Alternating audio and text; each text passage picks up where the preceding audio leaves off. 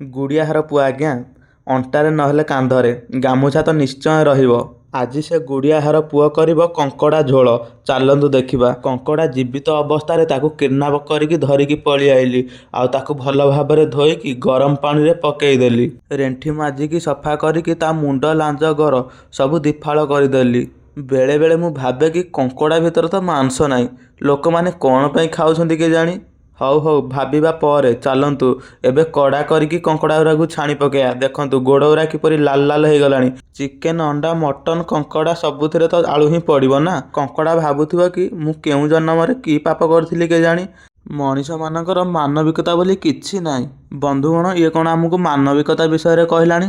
ଆପଣମାନେ କହିଲେ ଦେଖି, କେଉଁ କେଉଁ ବାରେ ଆପଣ ଆଇଁଷ ଖାଆନ୍ତି ନାହିଁ? ମୁଁ ତ ଶନିବାରେ ଆଉ ସୋମବାରେ ଖାଏନି, ଆଉ ସବୁ ବାରେ ଖାଏ। ଆପଣମାନେ ବି ତ ଏମିତି କିଛି କେଉଁ କେଉଁ ବାର ବି ବାରୁଥିବେ ନା। କମେଣ୍ଟରେ ଲେଖନ୍ତୁ, ଦେଖିବା କେଉଁ କେଉଁମାନେ ବାର ବି ମାନୁଛନ୍ତି। ମୁଁ ତ କହିବି, ଯଦି ଆପଣମାନେ ଆଇଁଷ ଖାଉଛନ୍ତି ତ ସବୁବେଳେ ଖାଇପାରନ୍ତି। କାହିଁକି ନା ଭଗବାନ ତ ଆପଣଙ୍କୁ କହିନାହାନ୍ତି ନା ଏଇ ବାରେ ଖାଅନି, ଏଇ ବାରେ ଖାଅ। ତ ତମେମାନେ କ'ଣ ପାଇଁ ଏମିତି ଭାବିବ? ହଉ ସାଙ୍ଗମାନେ, ଦେଖା ହେବା ନେକ୍ସଟ ଭିଡ଼ିଓରେ। ରହୁଛି, ବାଏ ବାଏ।